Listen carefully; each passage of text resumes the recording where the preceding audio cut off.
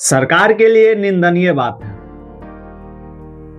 NDA के सारे नेताओं के लिए ये निंदनीय बात है। जो बच्चा बिहार का भविष्य संवारेगा, जो बीपीएससी के थ्रू किसी स्कूल में बच्चों को पढ़ाएगा, बिहार का भविष्य बनाएगा, अभी उसी बच्चे को पटना के रोड पे दौड़ा दौड़ा के पीटा जा रहा है। लेकिन भवन से लोग नहीं निकलेंगे नेता, क्योंकि भवन से नहीं निकलेगा नेता। उसको अपना कुर्सी मिला हुआ है, उसको पता है लाठी चार्ज हो या गोली बरसाएं, फिर भी चुनाव के वक्त उसी को वोट देगा। वो जाति पे ही वोट देगा। वो भूल जाता है कि पीछे हमारे साथ क्या हुआ। ये हम लोगों के लिए आत्मसम्मान की बात है। जो हमारे घर पे कोई एक चाट नहीं मारता है, वो पटना के रोड पे उसे पुलिसों के द्वारा दौगा दौगा के मारा जाता है।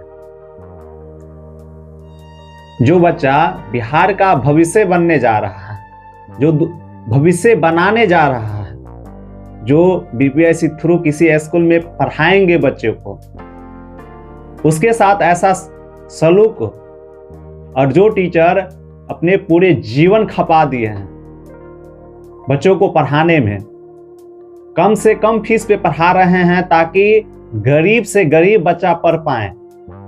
लेकिन सरकार को इससे क्या? सरकार को तो अपना कुर्सी मिला हुआ है, उसको अपना पद मिला हुआ है, अपना गद्दी मिला हुआ। अधिकारियों को क्या, आयोग को क्या? 3 ही मांग था ना। नॉर्मलाइजेशन को मतलब अब तो नेता निकल के कह रहा है कि नॉर्मलाइजेशन नहीं लागू था। तो खान सर भी तो यही कह रहा था कि नहीं लागू है तो उसको नोटिस जारी कर दिया जाए, ऑफिशियल तौर पे जारी कर दिया जाए। तो जब इतना बवाल हुआ तो अब नहीं लगेगा। लेकिन 2 मांग नहीं पूरा करेगा। जो बच्चा का समय खराब हुआ, जो आंदोलन करने में समय लगा, 2 दिन 2 रात से जो मतलब अपना अभी का कीमती टाइम बर्बाद कर रहे हैं, उसका कोई कीमत नहीं है। और जो वेबसाइट काम नहीं करने के कारण फॉर्म नहीं भर पाया, तो उसको फिर बैक नहीं किया जा सकता, फिर से मतलब नहीं उसको भरा जा सकता है। सरकार जो एक बार कह देगा वही मतलब लकीर हो जाएगा, लक्ष्मण लकीर। और लकीर खींचने का भी पावर कौन दिया है, एक बार वो भी समझ लीजिए। यही बिहार के जनता अगर अधिकारी अपना मनमानी करता रहा, तो जो अधिकारी के अभी बॉस बना हुआ है, उस बॉस को भी वही जनता फिर आम जनता बना देगी। बिहार में नेता समझता है कि जो हैं जो हम ही हैं।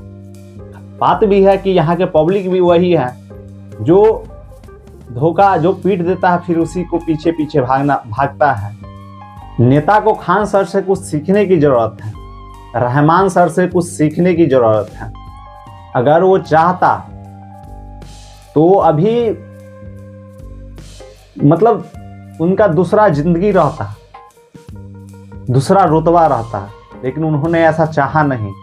वो बिहार के गरीब बच्चे जो सरकारी स्कूल में जो खिचड़ी और डिग्री ले आके भेजता है, उसको भी पढ़ा के प्रयास करते हैं कि कोई ना कोई नौकरी हो जाए, ताकि वो भी अपना भविष्य अच्छे से संवार सके, अपना भविष्य अच्छे से बना सके, आने वाली पीढ़ी को इतना प्रॉब्लम ना हो जितना उसको प्रॉब्लम हुआ है।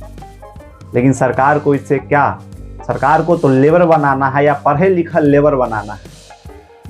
सभी को तो दिल्ली, मुंबई, पंजाब भेजना है, गुजरात भेजना है। अपने से छोटे को प्रणाम करते हैं। बिहार के ये गर्वशाली इतिहास पर हम लोग कब तक गर्व करेंगे कि हमारे यहाँ से इतना IAS निकलता था, हमारे यहाँ से ये हुआ, हमारे वहाँ से वो हुआ। अब बिहारियों को जगने की जरूरत है और ऐसा करप्ट सरकार और ऐसा अधिकारियों को उखाड़ फेंकने की जरूरत है।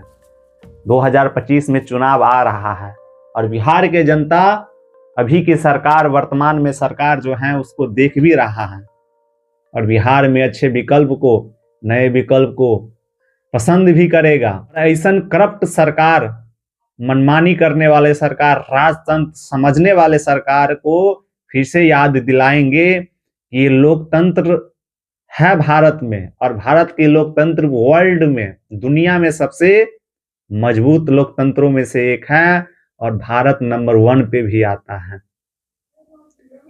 तो जो नेता समझ रहा है अपने आप को और बिहार के जो छात्रों का जो अधिकारियों के द्वारा मतलब लाठी चार्ज करवाए हैं, देखिए ना, कुछ भी होता है अगर शांतिपूर्ण से भी आंदोलन करते हैं, आंदोलन करना तो बाबा भीमराव अम्बेडकर को हम लोगों को दिया ना अधिकार, तो आंदोलन करने में भी हम लोगों पे लाठी चार्ज, ये कहाँ का कानून है?